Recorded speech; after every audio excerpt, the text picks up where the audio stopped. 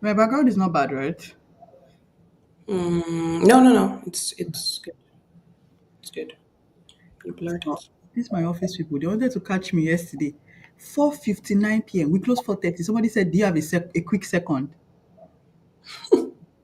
I just went offline straight. 9. 4:59.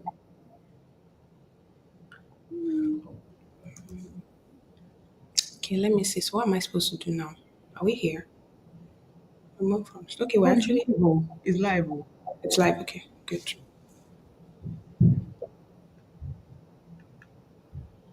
Are you seeing it on YouTube? No, I'm not seeing it on YouTube, but I can see that the live button is now on. For Hmm. it's my younger sister is the part. Okay, it's live now. Let me go to YouTube.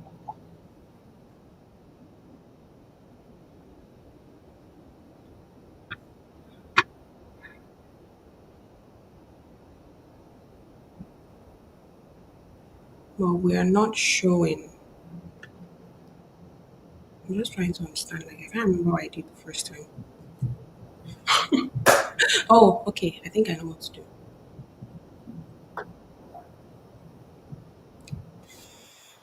Hmm.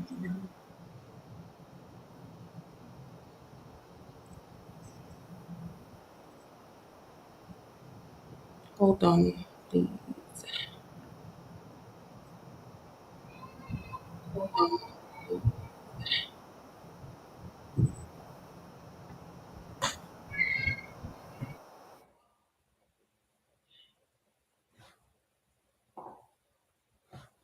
Hmm.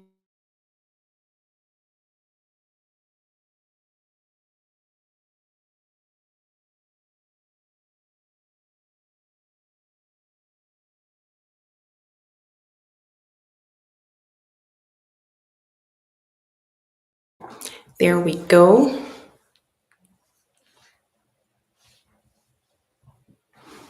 It's always funny when you're having tech issues as a tech person. Everybody always expects you to know it.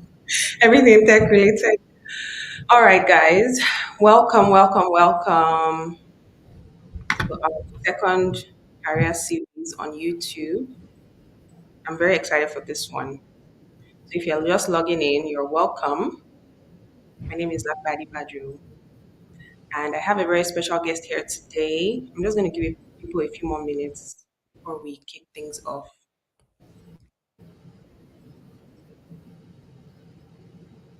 Let me see. Okay.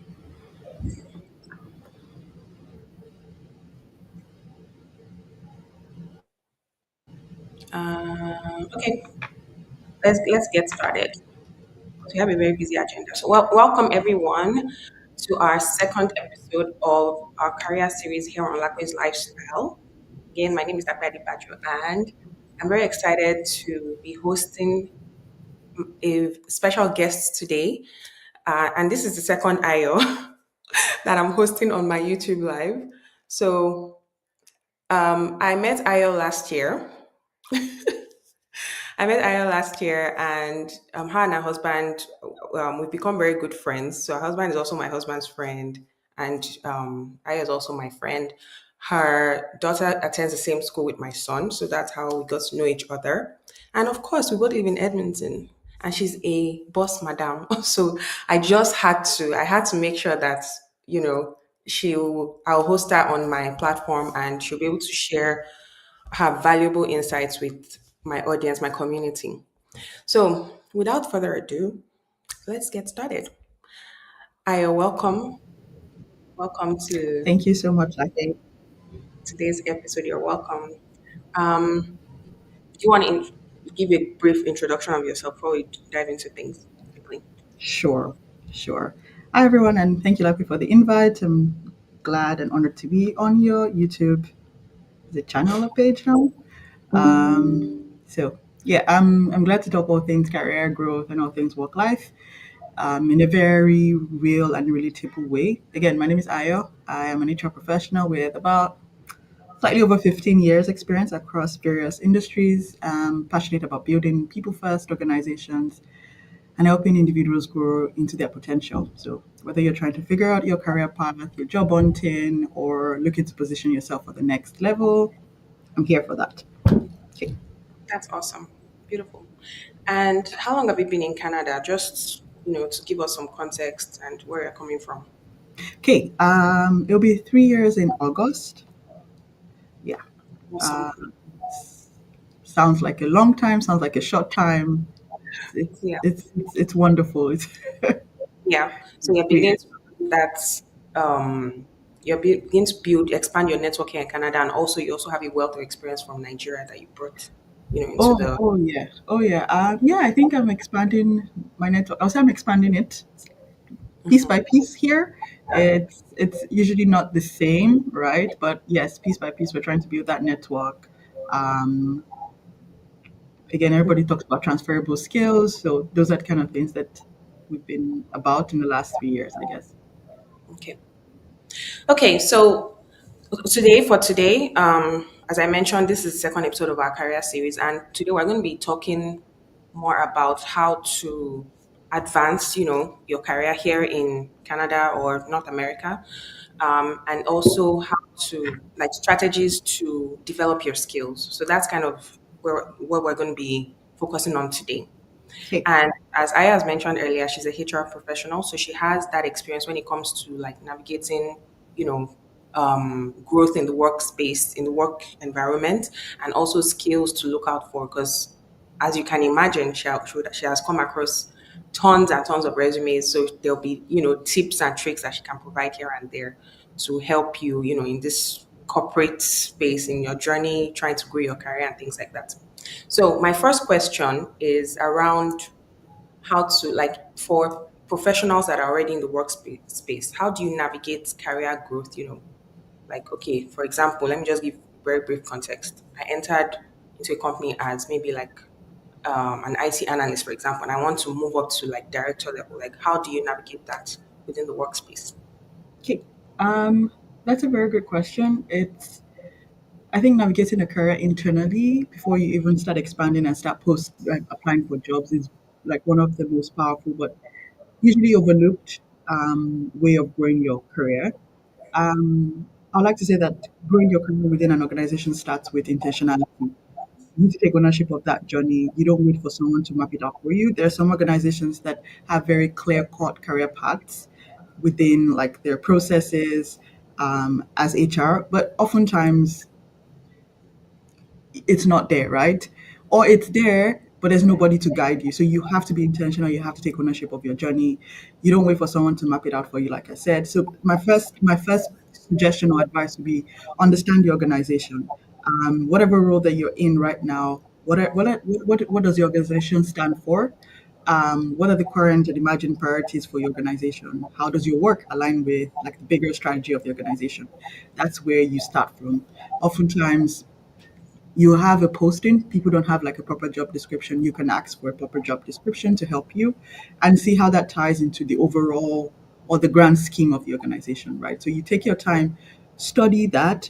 The second thing I'll ask people to study is like the org structure itself, the organizational structure itself.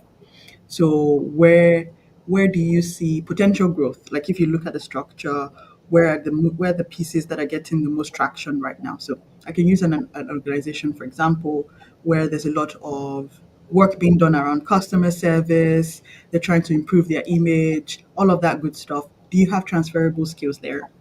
There'll always be opportunities to grow within an organization if you're intentional about it. Um, what roles are adjacent to what you're doing right now that can open new doors for you. Sometimes it's not a straight map, it's this way, which goes to my next point. Don't underestimate the power of lateral moves.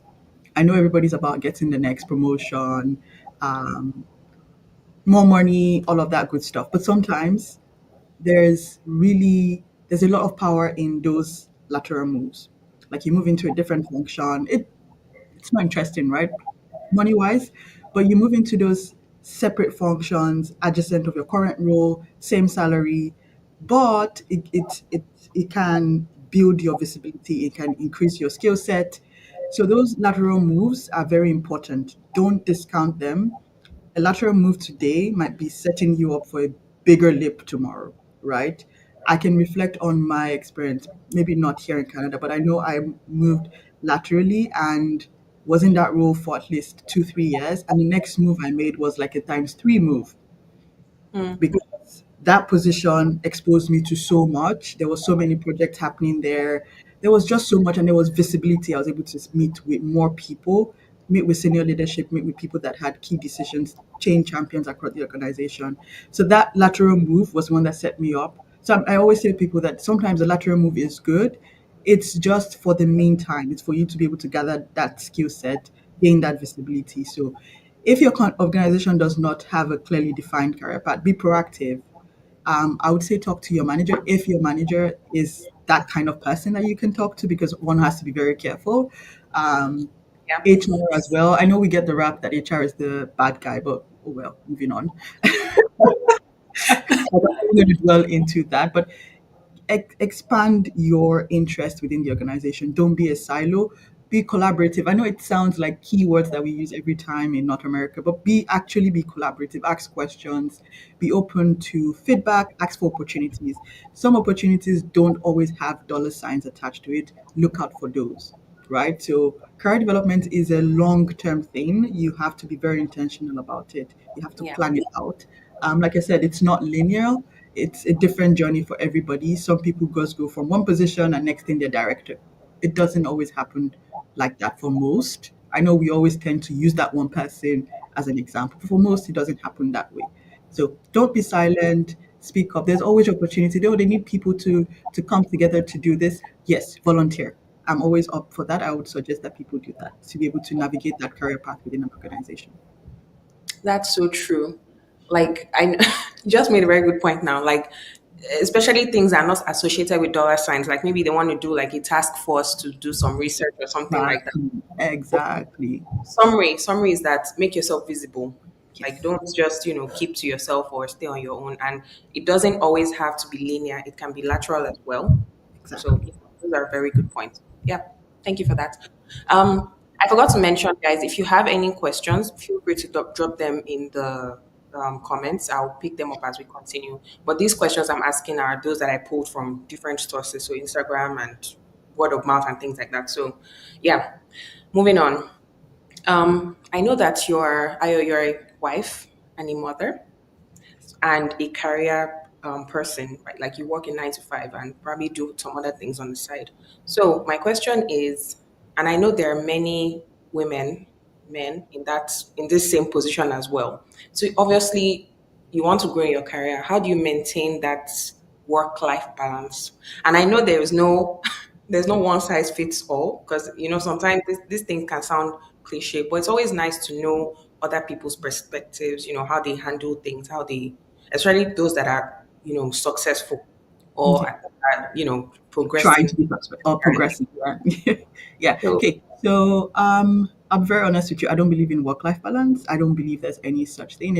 I feel like it's just another thing that has been passed on. I don't believe there's anything like balance. I think that at every point in time you need to understand what season your life is in. I don't believe, like I said, it's sorry, I know it's cliche, but like I don't believe in it. There are seasons in life and you need to be able to recognize those seasons. There are seasons where you are in intense career growth. Things will fall off and you should be okay with that. There are seasons where your energy is needed somewhere else. You should be okay with that. I think that's my, and I'm not the best person to be honest. I'm terrible at this. But I promise you, it's a work in progress. It's not a lifetime achieve. It's not a one-time achievement. Actually, it's a daily practice of deciding what is priority for me today. Um, I am old school in the fact that I still do to-do list on paper. I like the satisfaction of checking things off. Um, but really, balance, if you want to use that word balance, is about knowing your boundaries and being aware of your season. For me, you can't do it all at once. You're not supposed to. yeah, I don't think anybody is supposed to. Life moves in seasons. There's a period, like I remember, there's a period where it was more about being visible at work, doing those trips, being like volunteering. But at the same time, some things will suffer, and you have to be okay with that. but you can't be up forever, right? There's the period where you have that downtime and then you're able to focus. Um, I think it's the book, The Seven Habits of, I think, Highly Disciplined People. That book really was a turning point for me. Like, there was this visual example where they're trying to fit in like these big rocks into a bowl, and then you put in the smaller stones first. You put it and that was the visual. But the main thing, decide what the main like your big points are. So work life, maybe your family, maybe it's for some people it might be sports, it might be networking. What are those big things for you that you always create time for? And the little things, honestly, can are just there in the background, right? But what are Mm, those big things? So, and oftentimes you can't. It's a juggle. You can't juggle too many balls. One is going to fall off at some yeah. point. So my point is know your capacity as well. Mhm. Don't say yes to everything. I know we just left that point where I said be visible and volunteer, but know your capacity. Don't say yes to everything. Um, Rest is not laziness. I know we have the hustle culture. If you're not hustling, you're stupid. You're not progressing. You're not striving. But rest is very important. It's very key to your productivity. You can't work 23 hours in the day and sleep 1 hour and expect that your body will still be able to respond the way it's supposed to respond. Your well-being is actually a career asset, in my own opinion. Protecting it is very important. So, like I said, I move away from work-life balance because I just believe that life is in seasons. Recognize whatever season that you are in, and I also like to for people to use systems, especially as a woman. Use calendars, schedule your break. I'm guilty of scheduling breaks. I can tell you, I don't schedule breaks because, yeah, it's a 2025 goal. I think it's moving to 2026 now, but yeah, I'm trying my best. But use your calendar. Like if it's not like for me, if it's not in the calendar, it's not happening. Mm. If it's not there, it's obviously not happening. And then be able to say no without guilt. Like as a woman, just be able to say no. Like no is a statement on its own for me. Yeah, I Yeah, I yeah. So I find that, yeah, just what you just said. I find that the older I'm becoming, I find it easier to say no because my time is very valuable, and I don't want to just be, giving out, giving, and then feeling empty, drained and depleted. So yeah, definitely saying no is a yeah, must. Yeah. yeah. Your career goals should it's a part of life. It should not take over your life, right? So yeah, that's my Yeah, take I on like that. that. Awesome. Yeah, I like that, for sure. And you also said, that you can be a bit old school, but I find that it actually works. Like writing things down, just having a list. Like even me too. I always have my work pad where I always write things down. Even though I have my notepad on my computer, but I Yeah. still like because somehow I just find that it's easier for me to just plan things out, take things off, and whatever I'm not able to take off, like, it's moving to the next day or to the next level in the schedule. So yeah, thank you for that. Okay, next question is around certification. So obviously this is very broad and it will depend on whatever industry you're in, but I find that Africans, me included, I find that we are very big on certifications. Sometimes you might not even have the experience, like you might not have the level of experience required for that role, but you be so big on, oh, I have to get this PMP certification, I have to get this, I have to get. So what do you think? What do you think? Because the reason I'm asking, and again, because I said Africans are really big on it, but I find that here in North America, like it's usually a hit or miss. I don't know. Sometimes they ask, sometimes they're like, yeah. So what do you think? What's your advice coming from an HR perspective? Well, certifications. I'm sure we probably talked about this before. Um, you have to be intentional about whatever it is that you're doing, including certifications. You have to do it with purpose. Why are you doing it? Don't join the bandwagon. And I remember when we were moving here, there was a lot. You need to do this. You need to do BA. Is BA that is moving? Is this one that is business analysis? Is this one? Don't get caught up with all that.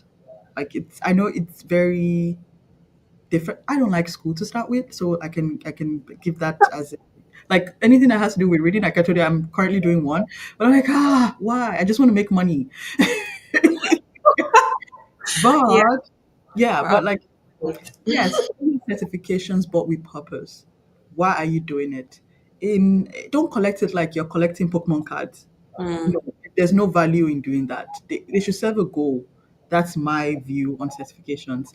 And you don't have to do what everybody else is doing. You don't. Decide for yourself. Be intentional with your career. What am I? What problem am I trying to solve? Where am I trying to go? What can help me get there? That's my view on certifications. Um, Again, there's some specialized positions that you actually need those certifications. I'm yeah. not recommending those. I'm not. So, for example, in HR, you have things like SPHR, SHRM, all of those good stuff. Those are good certifications to have. But you can go special. You can actually specialize. There's payroll. There's pension administration. I'm currently doing something similar to that. But when I'm talking here, I'm talking in the broader sense that don't just jump on everything, right? Like what are you really trying to achieve? Certifications are not substitute for experience or emotional intelligence. No, they're not. They should Yeah. align with your goals and industry requirements. Like you said, in North America, they're not so big on that. It's very specialized roles that you see where those are required. Even Mm-hmm. with that, you can like you could still they would still value your experience over certification when it gets to interviews, right? Yeah. Or I've seen cases where we say, okay, you don't have the specialized certificate, you do it in 1 year because you have that great experience to show that you can actually do the job, and they give you what 6 months, 1 year to complete the certification. So there are Yeah. more ways to learn than just compiling certifications. I've seen people's resumes that I'm like, exactly are you? Where are you? Like, what are you doing? What? Where do you land? You have cybersecurity, you have payroll, Mm, you yeah. have BA, and then I look at the experience. There's nothing that like. Where have you even used any of these certifications? Mm, Right. So that's the issue. if you're job seeking and learn from other sources. People even learn from TikTok nowadays. Like other sources, look for volunteering is a good way here to Mhm. gain that hands-on experience before you then move to getting those certifications. But I feel like experience certifications by itself don't really do much. Those I also think that's a money grabbing scheme from certain communities. Yeah. So you just need to be very intentional about it. If not, you're just wasting money and you're not getting anything. I agree with that. Actually recently spoke to someone about that. That while I value and I'm not trying to like shut down anyone's business because I personally value certifications when they're applicable to what I'm doing. I don't just want to like just pile on certifications just for the sake of it.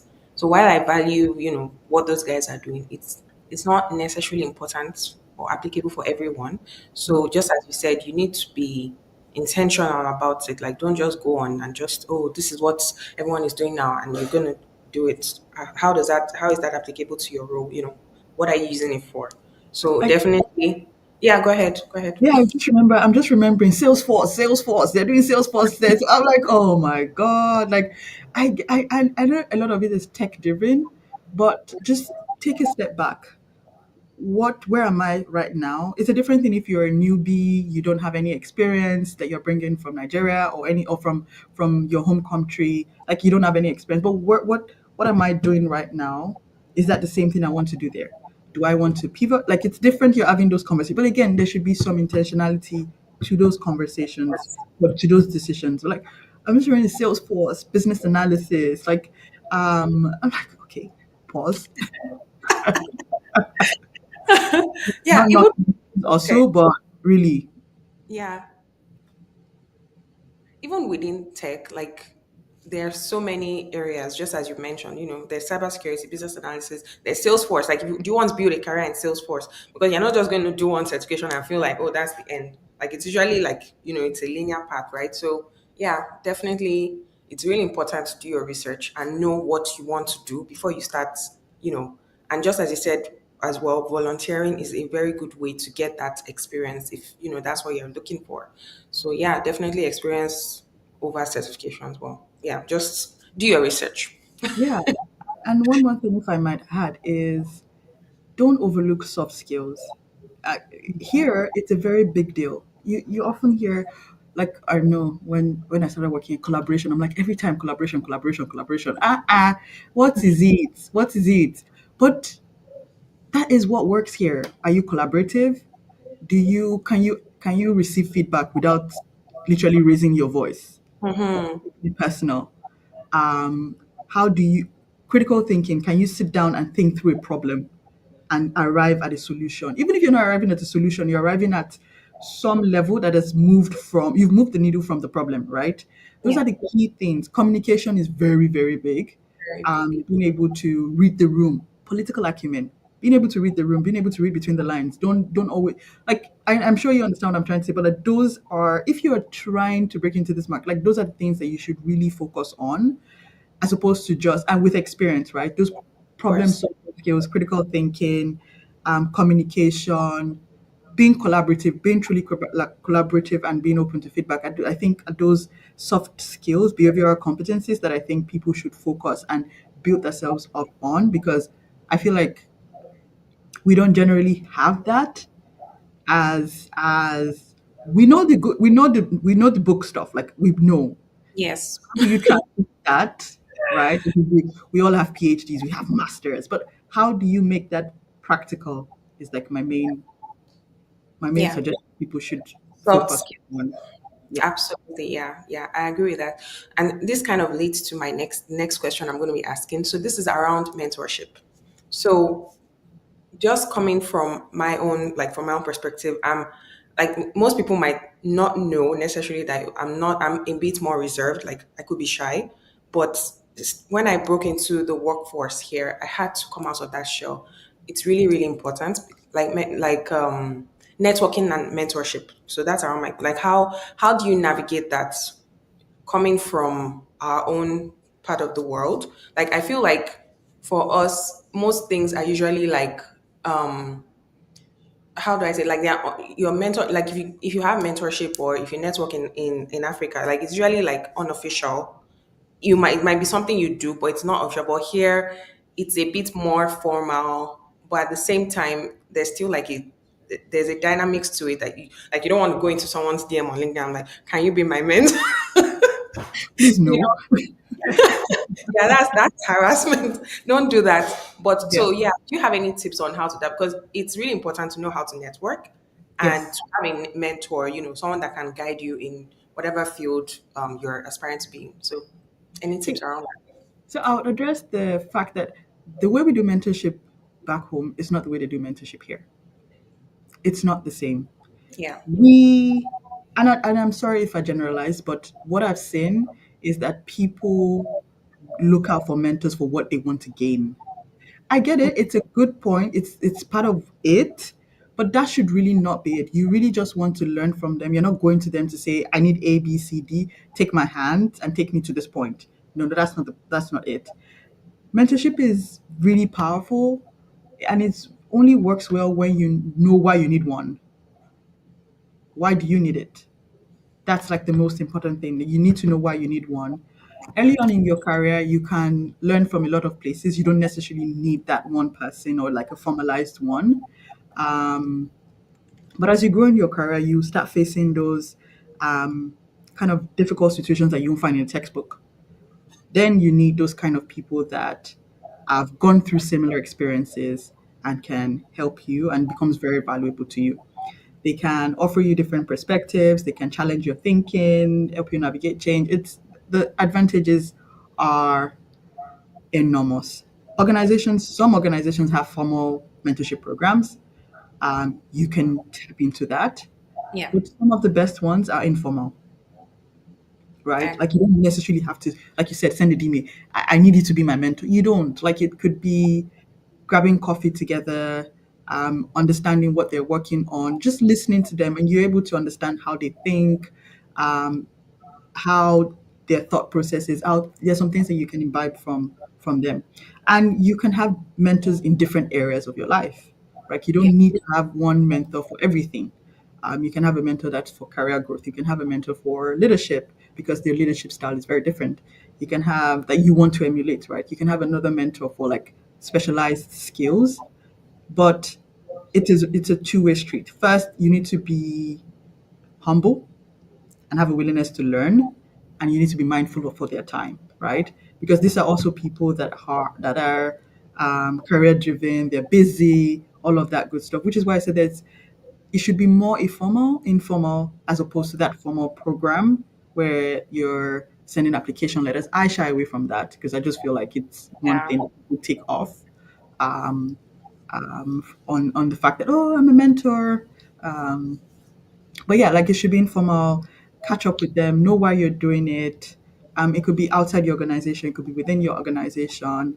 Um, but yeah, you can learn more from them if you do it right. That's just that's mine. And make it worth their while as well. Like Exactly. it's not just, oh, you getting. Like, what do you have to offer as well? You know, Yeah. you said it should be a two-way street. Yeah, I have done an informal one in the past, but at the end of the day, because there was no intentionality on that person's part, I wasn't encouraged to continue. Like, what's the point of trying to direct you? You've come to me with questions and all of that, and I can't see you um, implementing those. Then you get discouraged. So that it's not even just making it worth their while; it's actually showing that you're interested Hmm. in what they're doing, in the advice they've given you, or in the feedback they've given you. So you don't give feedback, and next thing you're countering with stuff as to. Then you don't need a mentor. You yourself, you're a mentor, right? So it's Okay. not even for some people. It's not necessarily what you can give back to them. It's just the fact that whatever advice, suggestions that they've given you, you're actually implementing it. That is enough satisfaction for them. But if they're seeing over time that you're not really doing anything with that stuff, it just feels like a waste of time to them. Yeah, I agree. Yeah. Okay. My next question is around salaries.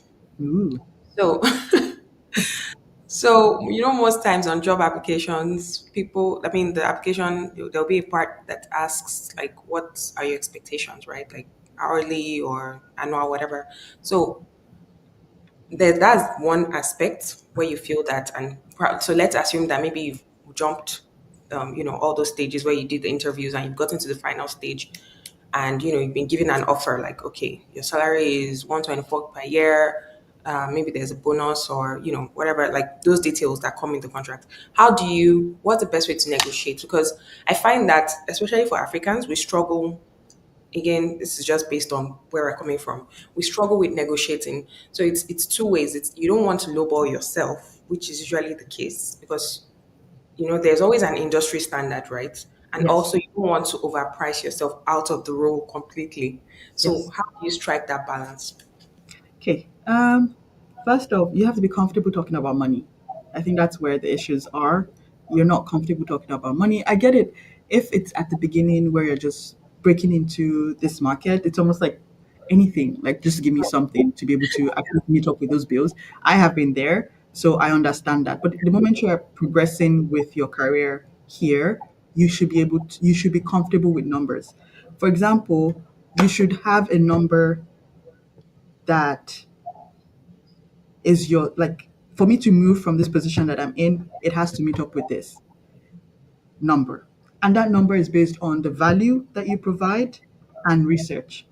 There's so many tools online. People I feel like I find it that people don't actually just want to do the work of researching. There's always information online. There's PayScale, there's Indeed, there's Glassdoor. They will tell you what industry standard is. And this is the same tools that HR professionals use in setting those, except the ones that are just out to scheme people anyways. But like I try to make it on the behalf of the company that nobody sends them. But anyways, those are the same tools that people use, like HR organizations use to set the salary structure. So do the research, know it, and you also have to have that value to be able to back it up to say, I know what I'm bringing to the table. This is why I'm asking for this amount. So do your homework, understand the salary range for your role in your industry, in your city. So like I said, job boards are helpful, Glassdoor, pay scale. And another thing that I would really like, and I know it's from an HR perspective, but always look at total compensation as opposed to salary. Mm. So So that's minus the actual salary. minus the actual salary, because that is what you cost an organization as an employee. Mm. So you might not be able to move the needle on actual salary. You might be able to move the needle somewhere else that is not attached to a dollar sign. But it is a dollar sign for the organization. It's just not a dollar credited to your account, right? So, for example, vacation, benefits, flexibility, ask questions around growth opportunities. Those kind of things are what I feel like you should consider in the total compensation package. Oftentimes, we're just like, yeah, I need to be six figure. Well, look at it, take a step back, look at the total, like the bigger picture. You can be going from an organization that contributes into an RRSP to an organization that contributes into a defined benefit pension, like a pension plan. That is bigger because another organization is matching you at 5%. In a defined benefit pension plan, they're matching you almost 200 and something percent, which is very Interesting. different. Yeah, which is very different. And which is why oftentimes people strive to work for government. But there are other organizations that provide this, right? So that's why I say look at the bigger picture when it comes to compensation, not just salary. Salary is a part of compensation, Yeah. right?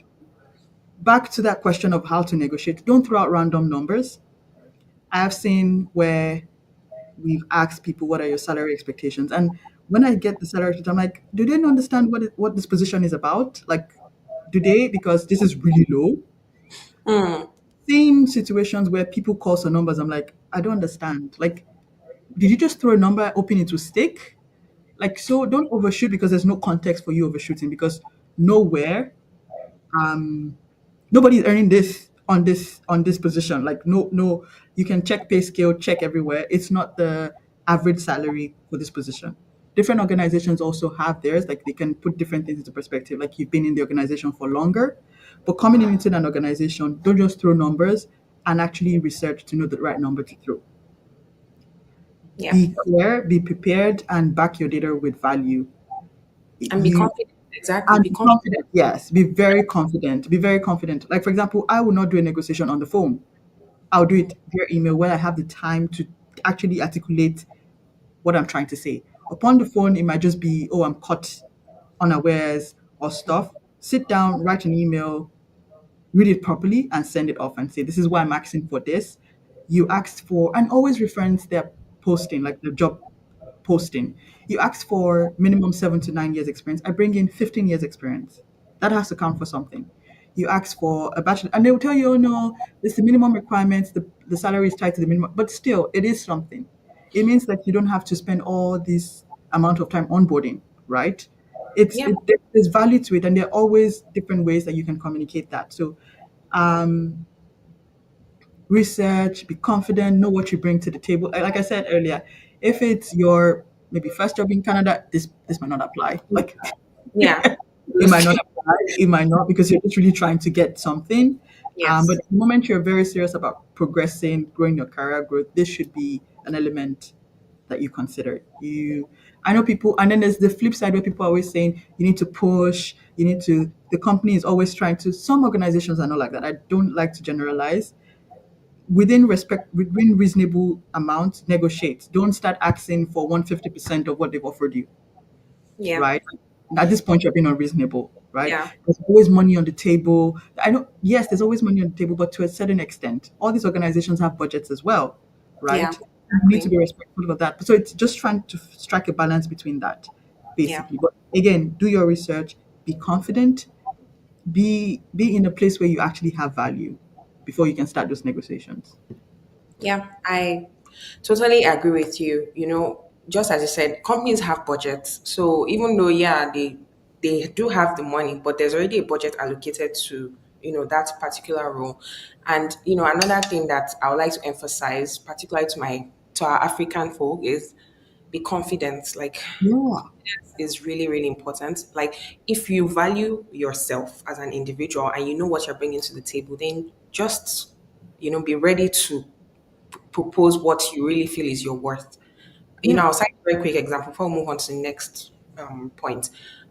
When I was, because I was initially a contract staff where I'm working at currently, and I was converted to a full time employee, and I was given the offer, like this is your offer, and there were benefits as well. And I looked at the salary coming from contract to full time. I'm like, I now did some calculations. I'm like, okay, I definitely need more than this. So I went back to, okay, that this is the reason why I feel like I need this amount of money. And I gave a range. Like I have brought this, that I have gained this knowledge, I've proposed this. I actually came with my list, and the HR personnel took it back to the hiring manager, and yeah, they came back and like, okay, yeah, that's fine. We'll go with this Yeah. number.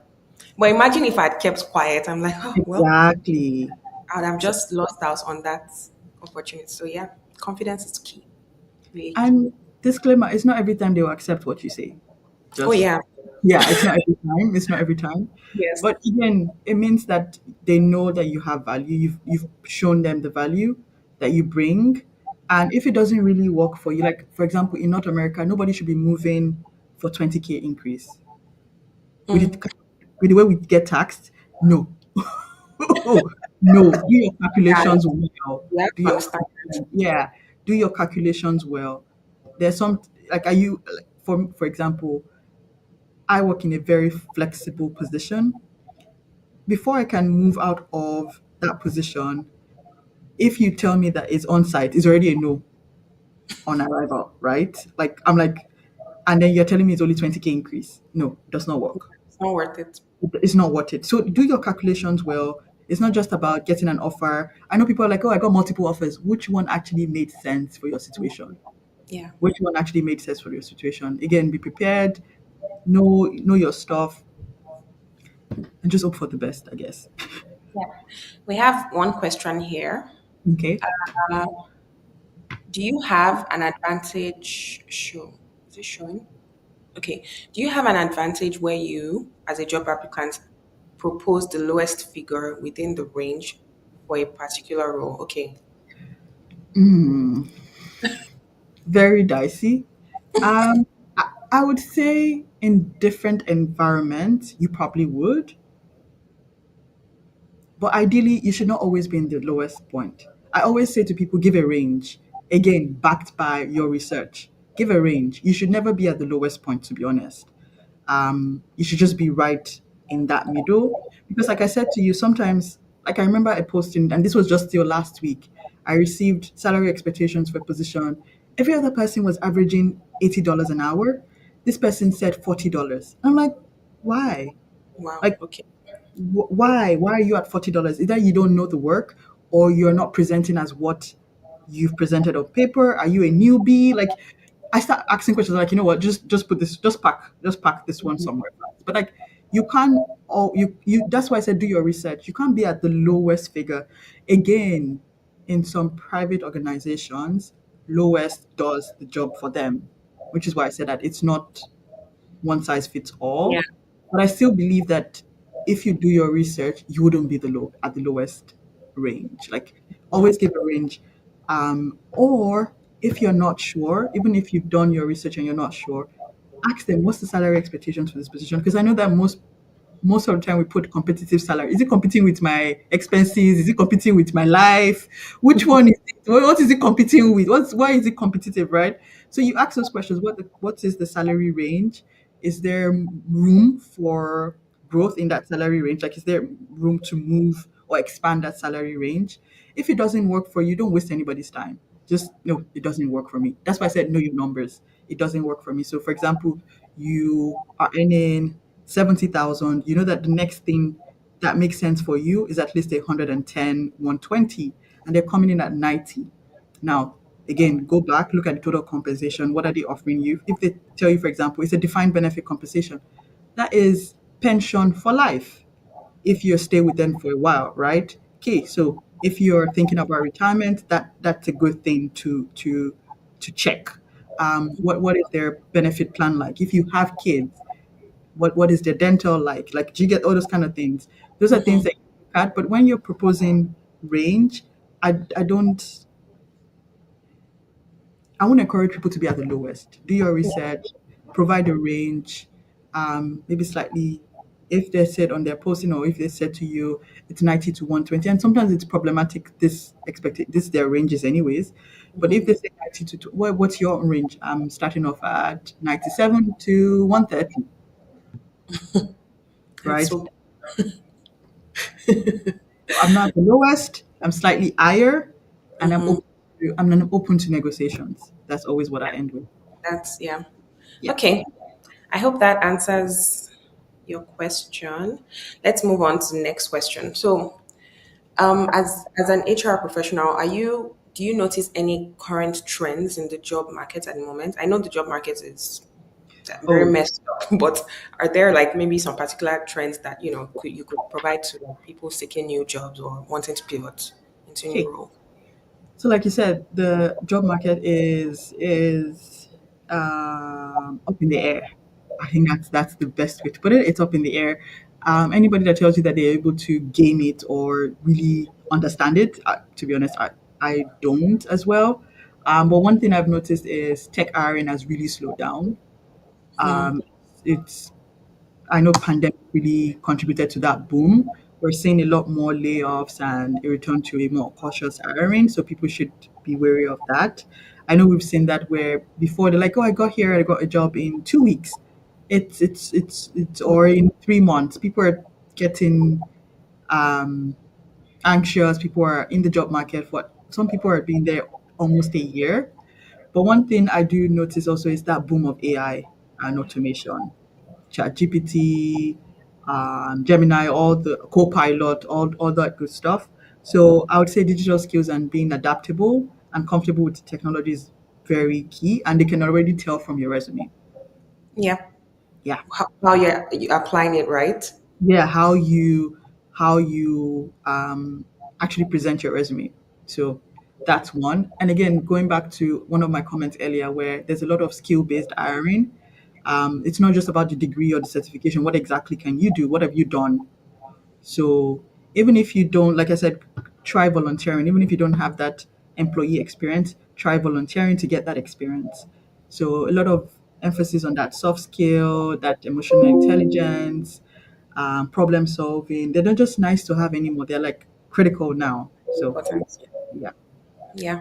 And when we say AI, there are so many resources out there, as you mentioned, Ayo.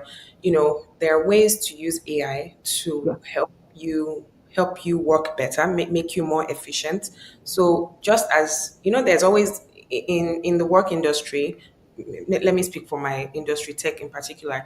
There's always things that trend at different points in time. So yeah, now we're in AI boom era. So you yeah, have to know how to use AI tools to help you make you more efficient, yeah, help you make you more visible, make you stand out, and make you, like a master of your craft, so to speak. So it's really important to leverage on whatever is trending in your industry at the time. In this instance, we're referring to AI. So like knowing how yes. to use GPT or Copilot, if Copilot you use. There are even resume builders as well. There's a lady I follow on Instagram. She's a product VP of products um, in her company, and she actually sent out like this email where there were different AI tools for different things. Like they're different. There was one to help you build your resume. There was one to help you negotiate. As a product Oh, manager, negotiate with your stakeholders. Like there are so many, and I found that very valuable and insightful as well, because it's like, wow, there are tools for literally everything these days. So yeah, yeah, I, but I yeah. would just put like a note of caution. Be very careful, regardless. Like I've seen resumes, and I'm like, yeah, ChatGPT wrote this. Of course, you Or have to. You have to yeah, put a human touch to it. exactly. You have to put a human touch to it. So, um, then now if everybody's resume is looking like ChatGPT resume, you have to put that extra to it, Yeah. right? And that's just my way. Like resume builders are nice. I use ChatGPT a lot, even in my personal life. Like I was saying to you earlier, I say thank you, and I'm this close to saying God bless you to ChatGPT, because again, if they do take over the world, at least remember that I was nice to You're them right. Oh my at god. some point. But yeah, like it's a Yeah. big part of our work, but there's still that human touch that has to go to it, especially if you're using it for resume building and all of that. Yes. Read what it actually produced, because sometimes some of the answers can just be wonky. So you Mm-hmm. actually read and change certain things but as a tool to fast track, like there's no need for you rewriting resumes from the scratch. Scratch. ChatGPT is great. Those tools are great to help you with that. Okay. Yeah. Yeah. So it's not meant to make you lazy. It's meant to make you more efficient, basically. Yeah. Yeah. Okay. Moving on, just being mindful of time. So how as an immigrant or a new job seeker in Canada, like how because I know how challenging it can be. I talked about this in the last live I hosted, how challenging it can be breaking into the job market in North America. Do you have any quick tips you can share on how to do that? Okay. Um, n- Again, my answer is tailored to professionals that most likely had like some worth of a career back home. Yeah. That's my answer. Like my answer is tailored to those set of people. Your experience is very valid. It just needs to be reframed for the Canadian context. I Yeah. promise you, there's nothing different. You just need to reframe it. So customize your resume, keep it clear and concise. 2 to 3 pages is ideal, and please don't reduce the font to size 6 to squeeze your 7 pages into 3 pages. No, don't do Wow. that. I'm not going to get glaucoma from reading your resume. No. It's super tiny. Yeah, Six. exactly. We've seen that, but like summarize, like keep it relevant. If that said they want 10 years experience, don't let it exceed 10 years. You can list out the other experiences that you have, right? You don't have to have bullet points for everything. So 2, 3 pages is ideal. Focus on your transferable skills. We're all doing the same thing. It's just in a different context, right? So don't undersell what you've done. Remove things that are not necessary. Don't put your address. Don't Oh put yeah. passport photo. We don't need it. They're not needed. And even create bias unnecessarily for you. Like you don't want to be like you don't need that. Join professional groups. Like there are a lot of I'll say Nigerian groups on WhatsApp, all of those like professional groups and associations that you can join. They're really great for networking and just understanding what was in this context. And don't be afraid to start small. Yeah. I get that sense a lot. I had to talk to myself to say, this, I'm moving into a different place. If this is where I start from, no problem. It's a stepping stone to moving forward. Don't be afraid to start small. Even volunteering, don't be afraid to do it. Those opportunities can lead to a bigger position later on. It's a journey. It's not a sprint. It's a journey. It would take time. Yeah. It might not take time for the other person standing beside you. It might take time for you. Be open, be flexible, and just keep showing up, right? Like whatever it is that you're doing right now, have your plan. Be very focused on it and don't look around. Oh, this person came and got their dream job. In we're not in the same dream. Yeah. We're not in the same dream, right? Like we don't have the same dream job. Um, just be flexible, customize your resume, focus on your own journey. I think Yeah. that's And my big yes. one. Yeah, yeah, that I think needs to be emphasized because, just as you said, everyone's path isn't linear. So some people Yeah. would get great jobs just as they come, while some people they have to like do some random jobs here and there, or you might get a role you're not really that isn't really what you want. But as long as you're focused and you keep your eyes on the goal, and you keep trying to get to that role, then eventually it will work out. So yeah, just remain focused. Okay, next question. Are there things on or okay, so what are things on job applications that job seekers should pay attention to? Like Oh there's a yeah. job LinkedIn, yeah. Any things that job seekers should be looking out for in particular? Yeah, so like I said earlier, tailor your resume, use the same language and keywords. Like I said, with the advent or boom of technology, there are a lot of organizations that now use applicant tracking system that kind of track those keywords. And there's some organizations that don't actually use tracking systems, right? But those keywords are what jumps at them when they're reviewing your resume. So for example, um, I still kind of review resumes. I'm hoping to move into that point where I use an ATS, but in my current organization, it's not yet available. So we actually spend time to review resumes. So those keywords, those language based on the position description or the job posting is what we're looking for, right? So just don't churn out resumes. But even when you're applying, you don't need to apply to 100 positions. Be very intentional about what you're applying to. right? Again, this is not for that very first job thing, like when you're just breaking into the market. This is not, I'm not addressing that. That one, turn out as much, whichever sticks, right? Just to get your foot in. But like if you're at that level where you're building a career, use tailor your resume to the job description. Don't send your document as Word document. Okay. Send your resume as a Word document. Send it as PDF. Send It as also PDF. shows some level, some command of technology. I'll give you an example. Um, Earlier this year, we were trying to recruit like a director of finance. This person had sent in their resume as Word document. Probably in the process of, there was nothing on the resume. Oh, wow. No contact, nothing. There was nothing on the resume. I can see their name in the document title, but there's nothing on the resume, right? Keystroke error happens, somebody presses something, your entire resume is deleted. It's just so send it in as a PDF. Keep Yep. formatting clean and simple. Don't use Indeed resume. Don't let Indeed put together. We know what Indeed resume looks like. It has some weird look that just hurts to look at. Like it's just like, no. Keep Uh, formatting Keep your formatting clean. No crazy font. Don't make it tiny to fit everything in. Double check grammar and typos. If they ask for a cover letter, include one. Make it short, specific, and personal. Like you don't need 2 pages of a cover letter. I don't like cover letters. Like I generally shy away from it. But if it's a job that you again been intentional that this is a position that I would like to be, and they've asked you for a cover letter, put a cover letter. Right. Your application is your first impression. Make it count. A well presented resume speaks before you enter the room. So like there's some resumes that look like ooh, just because I've not even seen what they wrote. Like I'm like, ooh, this looks nice. It's clearly formatted. It's I can see I don't have to squint my eyes, I don't have to grab my glasses to look at it. It looks nice. But again, content is important, right? But like if we're just talking about and then there are just some that they have good content and I'm like, obviously this person talks a lot. I don't need this. Like I can tell already from can the resume. tell. No, no, no, no, no. Like, why is your resume 7 pages? Wow. Yeah, Okay. yeah. It's a different thing if you're into research. Like, I've done those kind of talent acquisitions where we're looking for research people.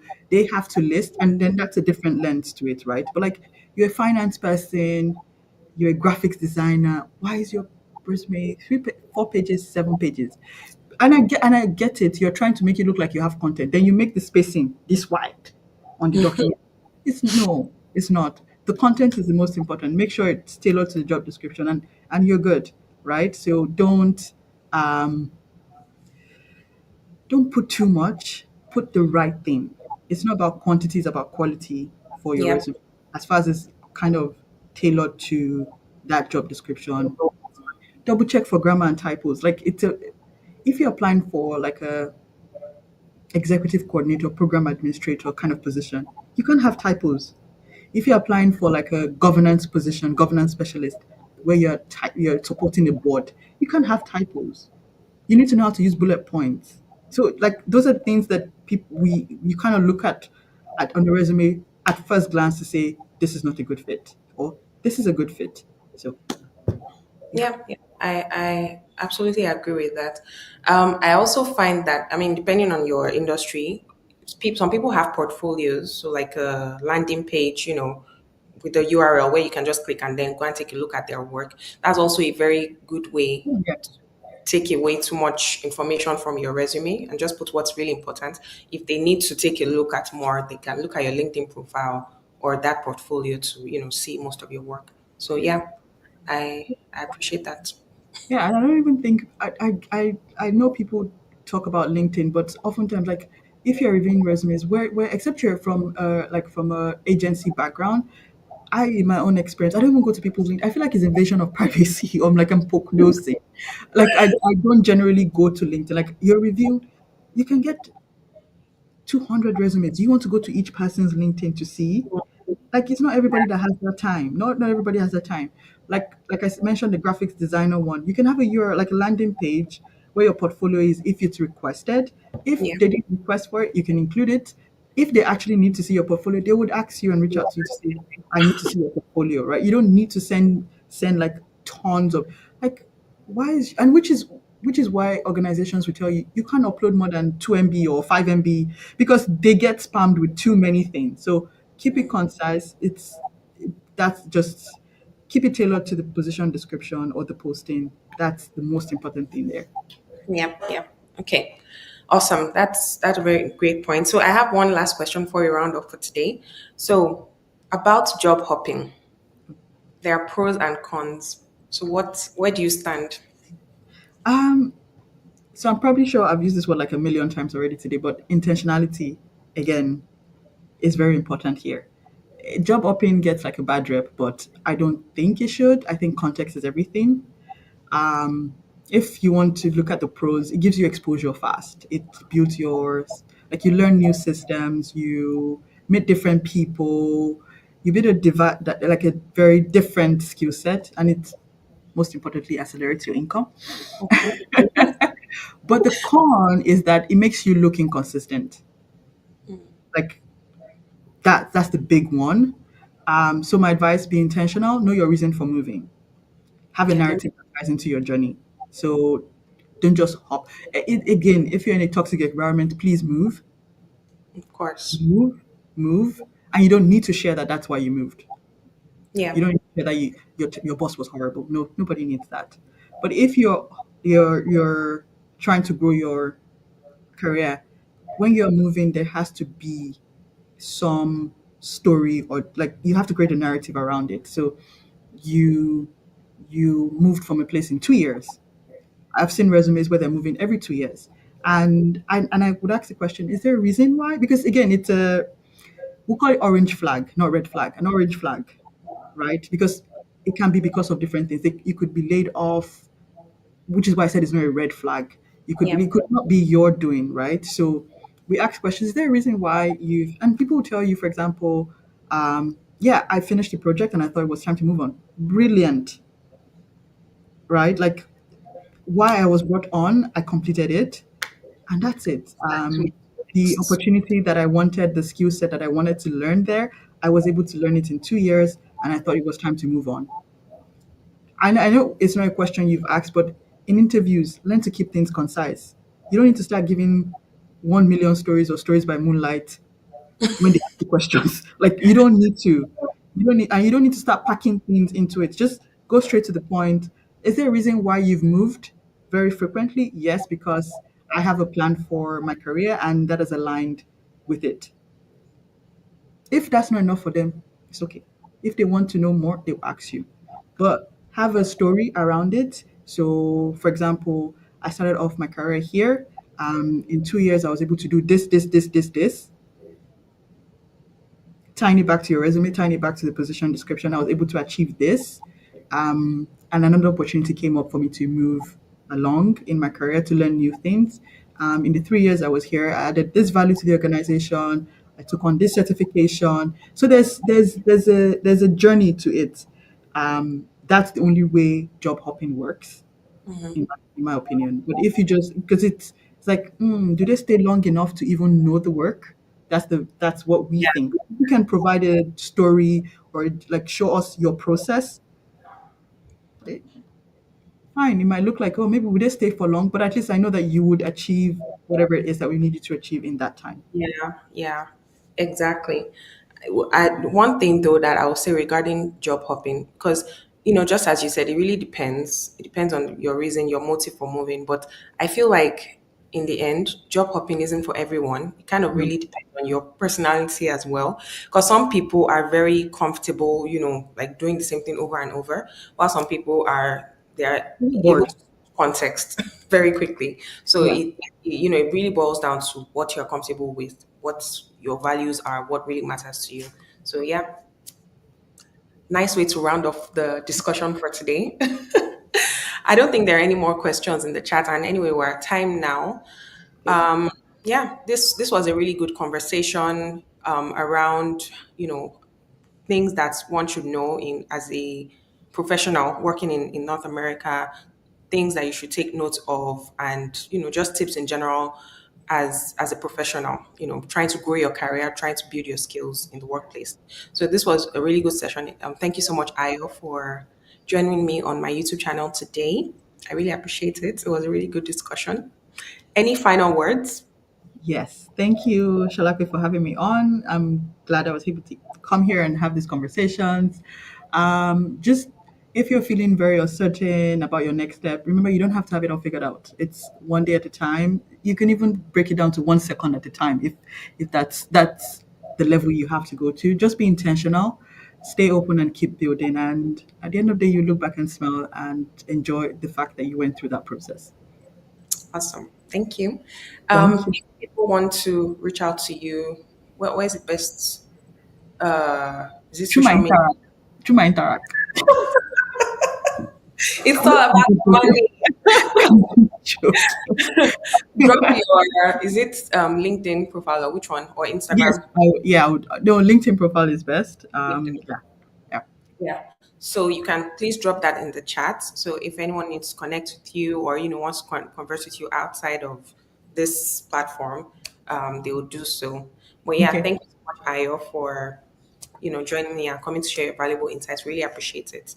And yeah, thank you everyone for joining us on our YouTube live today. And if you're going to be watching this afterwards, thank you for watching. Please leave a reaction. Let me know what you think. And don't forget to subscribe. Make sure you subscribe. Okay. Thanks all. All right. See you. Bye. And